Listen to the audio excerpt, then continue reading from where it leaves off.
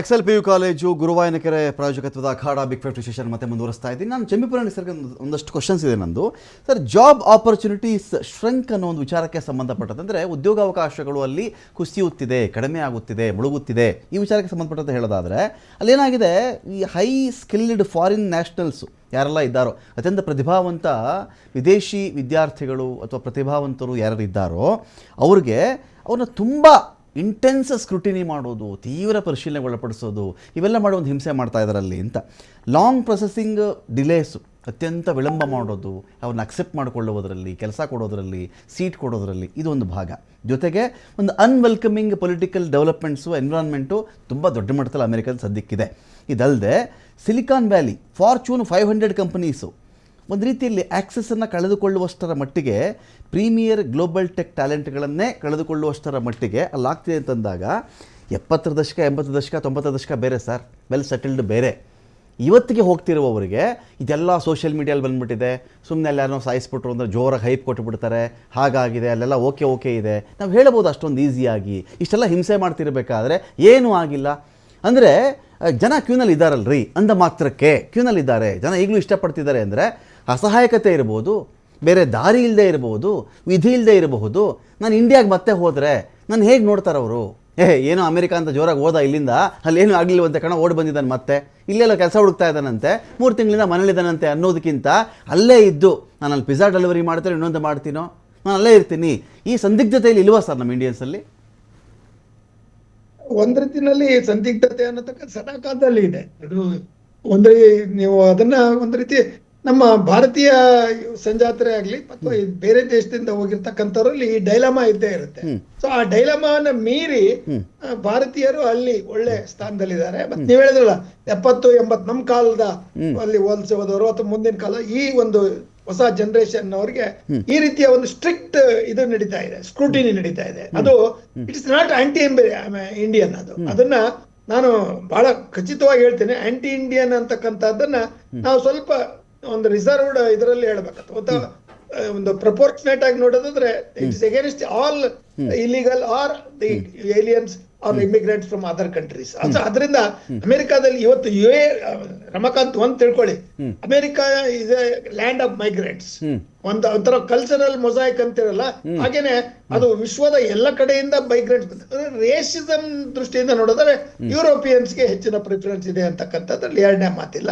ಅದು ಬಯಾಸ್ ಇದ್ದೇ ಇದೆ, ನಮ್ಮ ದೇಶದಲ್ಲೂ ಇದೆ, ಹೊರಗಡೆನೂ ಇದೆ. ಸೊ ಅದರಿಂದ ಅದ್ರ ಬಗ್ಗೆ ನಾವು ಚರ್ಚೆ ಮಾಡ್ತಾ ಹೋದ್ರೆ ಅದು ಕೊನೆ ಇಲ್ಲ. ಅದು ಎಲ್ಲಿಗಾದ್ರು 7 ಕ್ಷೇತ್ರಗಳಲ್ಲಿ ಅಮೆರಿಕ ಒಂದು ಫಾರಿನ್ ಏನ್ ಟ್ಯಾಲೆಂಟ್ಸ್ ಇದೆಯಲ್ಲ ಅವ್ರ ಮೇಲೆ ಡಿಪೆಂಡ್ ಆಗಿದೆ.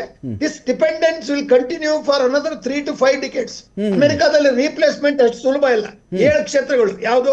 ಟೆಕ್ನಾಲಜಿ, ಆಮೇಲೆ ಆರ್ಟಿಫಿಷಿಯಲ್ ಇಂಟೆಲಿಜೆನ್ಸ್, ಮತ್ತೆ medicine and pharmaceutical, engineering, research, academia. Excellent academic professors are emerging in the US from different universities. ಆಮೇಲೆ ಇದು ಮ್ಯಾನುಫ್ಯಾಕ್ಚರಿಂಗ್. ಮತ್ತೆ ಈ ರೀತಿಯ ಒಂದು ಬೆಳವಣಿಗೆಗಳಲ್ಲಿ ನೀವು 7-8 ಕ್ಷೇತ್ರಗಳಲ್ಲಿ ಎಲ್ಲಾ ದೇಶದ ಪ್ರತಿಭಾವಂತರಿಗೆ ಅವಕಾಶ ಇದೆ. ಅದರಲ್ಲಿ ಭಾರತೀಯರಿಗೆ ಒಂದು ರೀತಿಯಲ್ಲಿ ಜಾಸ್ತಿ ಅವಕಾಶ ಇದೆ ಅಂತಕ್ಕಂಥದ್ದು ನನ್ನ ಭಾವನೆ. ಕಾರಣ ಏನು? ಆ ಒಂದು ಕ್ಷೇತ್ರದಲ್ಲಿ ರೀಪ್ಲೇಸ್ ಮಾಡ್ಲಿಕ್ಕೆ ಅಮೆರಿಕಾದ ವೈಟ್ಸು ಅಥವಾ so-called people from European origin, they are not in a position to replace Indians. This is a fact I am telling you, because many of our people are highly in demand. So our point of view is that ನಾವು Indians ಅನ್ನು ಬಿಡೋದಿಲ್ಲ ಅನ್ನೋದು, ನಾವು Indians ಅನ್ನು ಬಿಡೋದಿಲ್ಲ ಅನ್ನೋದು ಟ್ರಂಪ್ನ ಒಂದು political statement ಮಾತ್ರನಾ? Inside ಆ ಮಟ್ಟಕ್ಕೆ ಅದಿಲ್ವಾ ಅಂತ ಚಂಬಿಪುರಾಣಿಕ್ ಸರ್?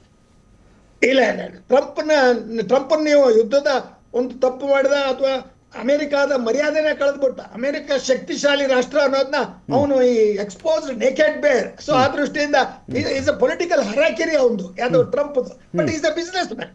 ಅವ್ನ್ ಬಿಸ್ನೆಸ್ ಮ್ಯಾನ್ಗೆ ರೇಸಿಸಮ್ ಅಂತಕ್ಕಂಥದ್ದು ಇರಲ್ಲ, ಅವನಿಗೆ ಪ್ರಾಫಿಟ್ ಇರುತ್ತೆ. ಅವ್ನು ಬೇರೆ ರೀತಿ ಪ್ರಾಫಿಟ್ ಮಾಡ್ಕೋತಾನೆ. ತನ್ನ ಅಳಿಯನ್ನೇ ಅಪಾಯಿಂಟ್ ಮಾಡ್ತಾನೆ, ಅಮೆರಿಕಾದಲ್ಲಿ ಗೊತ್ತಲ್ಲ, ಅವನ್ನೇ ಡೆಲಿಗೇಷನ್ ಕಳಿಸ್ತಾನೆ, ವ್ಯಾಪಾರ ಎಲ್ಲ ಮಾಡ್ತಾರೆ. ಈ ರೀತಿಯ ಒಂದು ರೀತಿನಲ್ಲಿ ಅದೊಂದು ರೀತಿನಲ್ಲಿ you can say it's a mixed kind of opportunity ಅಷ್ಟೇ. ಅಲ್ಲಿ ನಮ್ಮ ದೇಶದಲ್ಲಿ ಆದ್ರೆ ಈ ತರ ದೊಡ್ಡ ಸ್ಕ್ಯಾಂಡಲ್ ಆಗ್ಬಿಡೋದು, ಅಲ್ಲಿ ಸ್ಕ್ಯಾಂಡಲ್ ಆಗಲ್ಲ. ಅದರಿಂದ ಟ್ರಂಪ್ ಭಾರತೀಯರ ವಿರೋಧಿ ಮತ್ತೆ ಭಾರತೀಯರನ್ನೇ ಪರ್ಟಿಕ್ಯುಲರ್ ಆಗಿ ವಿರೋಧ ಮಾಡ್ತಕ್ಕಂಥದ್ದನ್ನ ನಾನು ಒಪ್ಪೋದಿಲ್ಲ. Because I am a harsh critic of severe critic of Trump's policies as far as the war is concerned. But Trump also knows that without Indians, the America cannot survive, and he is only another 2-3 years ಅಷ್ಟೇ.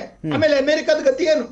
ಎಷ್ಟು ಜನ ವಾಪಸ್ ಕಳ್ಸ? ನಾ ಹೇಳಿದ್ರೆ 2026 only 1000 illegal immigrants have been set out. ನೀವ್ ಹೇಳಿದ್ರಲ್ಲ, ಅಮೆರಿಕಾದಲ್ಲಿರುವ ಭಾರತೀಯರು ಈಗ ಅಪ್ಲಿಕೇಶನ್ ಆಗಿ ವಿಸಾದಲ್ಲಿ ಕಾಯ್ತಾ ಇರೋರು, ಅವ್ರಿಗೆ ಕ್ಯೂ ಸ್ವಲ್ಪ ಲಾಂಗರ್ ಕ್ಯೂ ಆಗುತ್ತೆ, ಸ್ಕ್ರೂಟಿನಿ ಜಾಸ್ತಿ ಆಗುತ್ತೆ, ವೆರಿಫೈ ಮಾಡ್ತಾರೆ. ಯಾಕಂದ್ರೆ ಬೋನಫೈಡ್ಸ್ ಪರಿಶೀಲನೆ ಮಾಡ್ಬೇಕಾದ ಆ ದೇಶದ ಕರ್ತವ್ಯ. ಸೊ ಅದೃಷ್ಟಿಯಿಂದ ಅಮೆರಿಕಾದಲ್ಲಿ ಭಾರತೀಯರ ವಿರುದ್ಧ ಇರ್ತಕ್ಕಂಥ ಏನ್ ಪ್ರತಿಭಟನೆ ಅಥವಾ ಕಿಲಿಂಗ್ ಅವೆಲ್ಲ ಅವ್ರು ಹೇಳಿದ್ರಲ್ಲ, ನಮ್ಮ ಸ್ನೇಹಿತರು ಹೇಳಿದಂಗೆ ಅದು ಒಂಥರ ಒಂದು ದುರದೃಷ್ಟಕರವಾದ ಒಂದು ರೀತಿಯ rare incident, but we cannot generalize on that. ನಮ್ಗೆ ಮನಸ್ಸಿಗೆ ನೋವಾಗುತ್ತೆ.